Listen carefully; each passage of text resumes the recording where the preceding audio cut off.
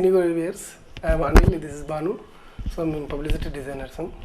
So మా interview చూసి enjoy.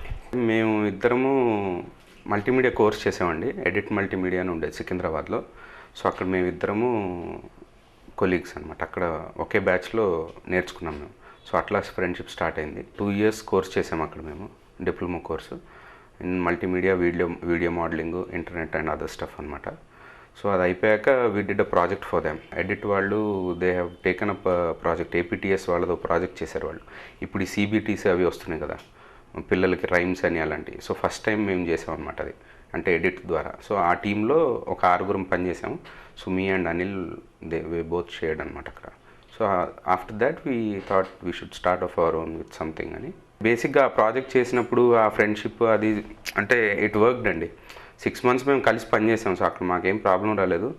So అట్లాగే క్రియేటివిటీ వైజ్ కానీ ఏది కూడా అంటే ఇద్దరం షేర్ చేసుకుంటాం. అంటే ఇది ఇలా చేస్తే బాగుంటుంది అంటే తనకు నచ్చకపోతే ఇది బాగాలేదు, తను ఏదైనా చెప్పినప్పుడు లేదు ఇది బాగోదు ఇలా చేయొద్దు అంటే అట్లా మేము మాట్లాడుకొని ఏది కరెక్ట్ ఏది చేస్తే బాగుంటుంది అనుకుని ముందుకెళ్ళాలి. సో అట్లా నువ్వా నేనా లేకపోతే నువ్వు చేసింది బాగాలేదని నేను కమెంట్ చేయడం అలా ఏమి ఉండదు. సో అది బేసిక్గా మ్యాచ్ అయింది ఫస్ట్ నుంచి. సో అలాగే సాగుతుంది.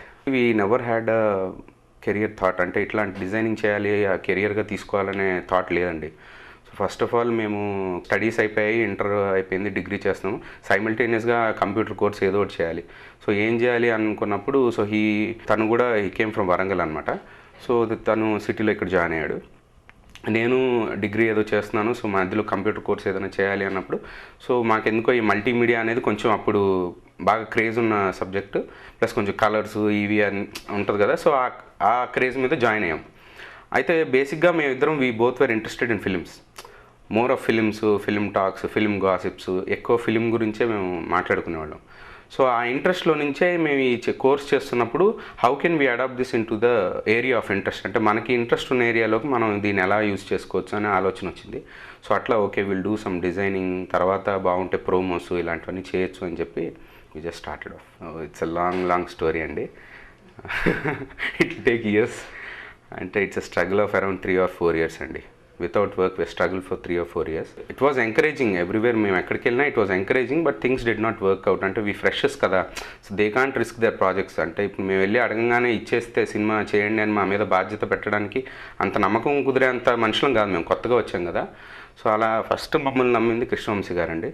ఆయన ఖడ్గం సినిమా ఫస్ట్ టైం అంటే మేము ఓన్లీ ప్రొఫైల్ తీసుకెళ్ళి ఇలాంటి వర్క్స్ చేస్తాము అది అంటే ఆయన ఇంప్రెస్ అయ్యి సరే నేను మీకు ఇస్తాను ఒకసారి మీరు శాంపుల్స్ చేసి చూపించండి అన్నారు. అవి చూసి ఆయన బాగా నచ్చి సరే మీరే చేయండి ఈ ఫిల్మ్ అని చెప్పి మొత్తం బాధ్యత చెప్పారు మాకు. సో లక్కీలీ అట్లా మాకు ఇట్ స్టార్టెడ్ ఆఫ్ అండి. మేము ఎవరికైనా కాంపిటీషనా మాకు తెలియదు, కానీ మాకైతే అందరూ సపోర్టివ్గానే ఉన్నారు. అంటే ఇప్పుడు ఆల్రెడీ మాన్యువల్ ఆర్టిస్ట్ చాలామంది ఉండేవాళ్ళు. సో వాళ్ళు కంప్యూటర్స్ వచ్చిన తర్వాత చేంజ్ వచ్చిన తర్వాత వాళ్ళు కంప్యూటర్స్ మీద చేయడము, లేదా ఎవరన్నా హైర్ చేసుకొని అంటే క్రియేటివ్గా పోస్టర్ ఎలా కంపోజ్ చేయాలి ఏది అనేది వాళ్ళకి సీనియర్స్ కాబట్టి వాళ్ళకి బాగా ఐడియా ఉంటుంది. సో దానికి ఫోటోషాప్ వచ్చిన ఎవరిని ఆపరేటర్ని పెట్టుకొని వాళ్ళు they can guide them. So ఇలా కావాలి నాకు పోస్టర్ ఇలా చేయండి అని కూడా చేయించుకునే వాళ్ళు ఉన్నారు. అయితే మాకు సీనియర్స్ కానీ వాళ్ళలో చాలామంది ఫ్రెండ్స్ ఉన్నారు మాకు. సో వాళ్ళు మాకు కొన్ని టిప్స్ ఇచ్చేవాళ్ళు, అంటే ఎలా చేయాలి ఏంటి అంటే మేము చేసిన కొత్తలో సినిమాలు చేసినప్పుడు కూడా వాళ్ళు ఫోన్ చేసి బాగా చేశారు, ఇది ఇలా చేయండి, నెక్స్ట్ ఎట్లా చేస్తే బాగుంటుందేమో అని సజెషన్స్ ఇచ్చేవాళ్ళు. అంటే కాంపిటీషన్గా అయితే అట్లా ఏం ఫీల్ అవ్వలేదు, ఇప్పుడు హెల్తీగానే ఉంది ఆ రిలేషన్షిప్ అట్లా. సో అదేం ప్రాబ్లం లేదు. సినిమా వర్క్ అంటే ఎప్పుడు ఈజీగా అవ్వదండి, కొంచెం ఇద్దరు కలిసి ఉన్నా ఒకళ్ళు చేసినా ఆ ప్రెషర్ అయితే ఉంటుంది. అంటే సినిమాలు అనేసరికి చివరిదాకా నాంచి చివరిలో సడన్గా రేపే ఇది కావాలి ఎల్లుండి ఇది కావాలి అలాంటిది ఉంటుంది. ఇద్దరు ఉన్నా అదే అంటారు అందరూ, కాకపోతే ఇద్దరు ఉన్నా కూడా అంటే మీరు ప్లాన్డ్గా వెళ్తే ఇద్దరం షేర్ జనరల్గా ఏంటంటే వర్క్ ఇద్దరం షేర్ చేస్తామండి. అంటే మేము ఫిల్మ్సే కాకుండా కార్పొరేట్స్ ఉన్నారు క్లయింట్స్ మాకు, అది కాకుండా జనరల్గా వేరే వర్క్స్ కూడా చేస్తుంటాము. సో అలాంటివి చేసేటప్పుడు షేర్ చేసుకొని వర్క్ చేస్తాం. కాకపోతే ఏమవుతుందంటే ఈ సినిమా అనేసరికి ప్రెషర్ వచ్చేస్తుంది. ఇప్పుడు సడన్గా ఏదో అంటే రిలీజ్ ప్లాన్స్ అటు ఇటు మారుతూ ఉంటాయి, లేదా ఆడియో రిలీజ్ ప్లాన్స్ ఇవన్నీ మారుతుంటాయి. ఆడియో రిలీజ్ ఎల్లుండి అనగానే సడన్గా ఇవాళ రేపు సెట్కి ఈ బ్యాక్ డ్రాప్ ప్లాన్ చేస్తాం, దీనికి ఇది కావాలి అది కావాలని హడావుడి పెట్టేస్తారు. సో అలాంటప్పుడు కొంచెం ప్రెషర్ అనిపిస్తుంది.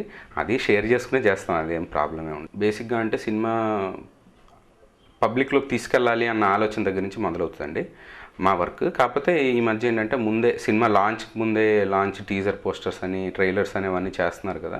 సో ఆల్మోస్ట్ సినిమా ఓపెనింగ్ నుంచి వర్క్ ఉంటుందని చెప్పుకోవాలి. ఎందుకంటే రీసెంట్గా ఇప్పుడు రక్త చరిత్ర చేసాము, అది షూటింగ్ మొదలైన రోజే షూటింగ్కి సంబంధించి ప్రెస్ మీట్ ఏదో పెట్టారు, అక్కడి నుంచి వీ డిడ్ సమ్ డిజైన్స్ అనమాట.